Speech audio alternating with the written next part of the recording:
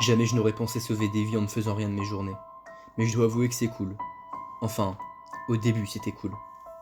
Aujourd'hui que le confinement est terminé, je me rends compte que beaucoup de personnes, dont moi, se foutaient royalement de la gueule des super-héros qui sauvaient les gens, alors qu'ils n'étaient même pas capables de foutre le slip en dessous de colle en moulant.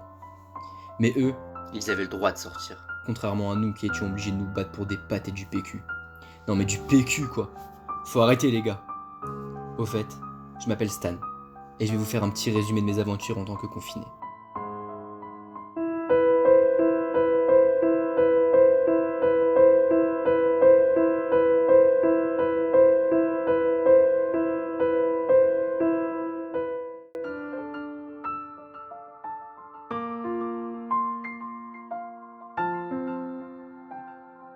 Quoi?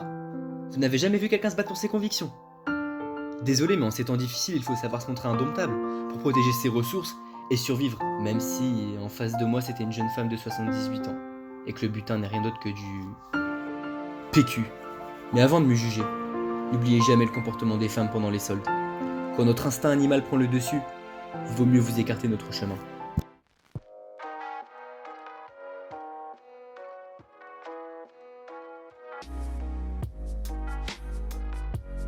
Voilà comment j'évacue la tristesse de ma rupture avec ma copine.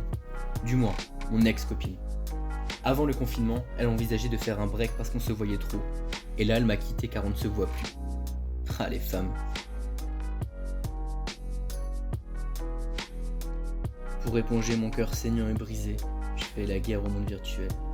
Quand je vois la gueule du monde réel actuellement, et je me dis qu'il n'y a rien de tel que les mondes virtuels pour se changer les idées.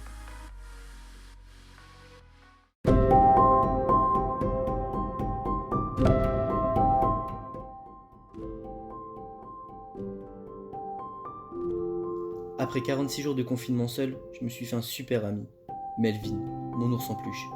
Il est vraiment adorable et ne me contredit jamais.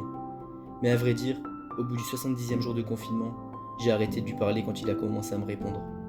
Évidemment, j'ai préféré arrêter de lui parler. Je suis pas fou les amis. Après le 89e jour de confinement, c'est-à-dire à la fin de cette galère, ma vie a repris son cours normal et j'ai enterré Melvin dans mon petit jardin. Et tout s'est arrangé. Il ne parle plus. Mais qu'est-ce qu'il peut causer avec le chien du voisin?